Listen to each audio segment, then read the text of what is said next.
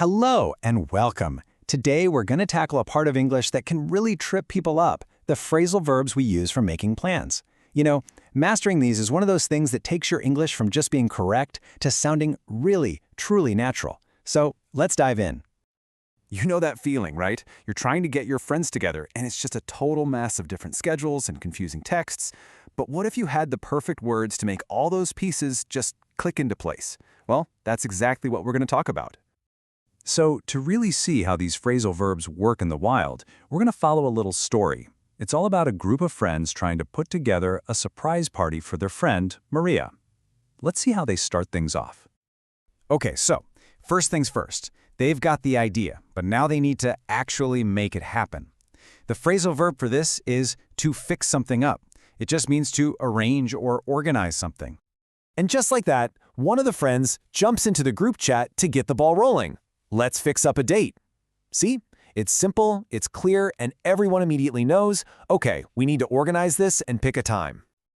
Of course, any good plan needs you to look ahead. You can't just pick a date randomly. This means thinking about the future, anticipating what you need to do and getting ready for it. It's all about that foresight. At this point, everyone's feeling pretty good about it. They've got a checklist, they're looking ahead, and they're all just hoping that everything goes according to plan. That's the dream, isn't it? When it all works out exactly how you wanted. But we all know life isn't always that simple. And yep, there it is, right on cue. Just when they think they've got the date nailed down, a problem pops up. Let's watch how this so-called perfect plan starts to unravel. The planner's worst nightmare. Someone realizes they've already got something else scheduled for that same time. This is where communication and having the right words becomes absolutely critical. So a text comes through. Now listen to the language here. I've got something on is such a great, natural way to say you're already busy. And then the apology. I totally messed things up.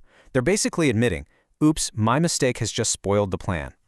So, this is the big question, right? The original date is out. They have to move it. But how do you even talk about that? Is there a difference between postponing something and delaying it? Well, in the world of phrasal verbs, you bet there is. Okay, this is such a great example of a small difference that really matters. You put something off when you delay it because you kind of don't want to do it. Think procrastinating on homework. But you put something back when you reschedule it to a later date for a practical reason, a logistical reason, just like this party problem. But then, someone in the group has a little light bulb moment. Instead of pushing the party later, putting it back, what if they could find a date that's actually sooner than the original plan? And there's a perfect phrasal verb for this exact situation, to bring it forward. It means moving something to an earlier time or date. So they decide to bring the party forward from Friday to Wednesday. It's the complete opposite of putting it back. So, the new date is on the table. Now the group has to make a choice. Is this Wednesday plan going to work, or is this whole thing getting just a little too complicated? They're really at a crossroads now. Do they call it off, meaning cancel the party completely, or do they decide to go ahead with the new Wednesday plan, which means they're going to proceed with it? And success! The group all agrees. The Wednesday plan works for everyone. They give it the green light and decide to go ahead with a surprise party on the new, earlier date. The party is back on. And here's the best part. Not only are they going ahead, but every single person has confirmed they can be there. And the phrasal verb for that, it's to make it. It means you're able to attend, you're going to be there, the plan is saved. Whew, okay. That was a lot to follow with our friend's little party planning adventure. So let's take a second to recap everything we've learned and put all these awesome tools in one place for you. All right, let's put it all together. Remember, you fix up a plan to get it started, but if things go wrong, you might have to call it off. If you need to move it to a later date for a logistical reason, you put it back. But if you find an earlier time, you bring it forward.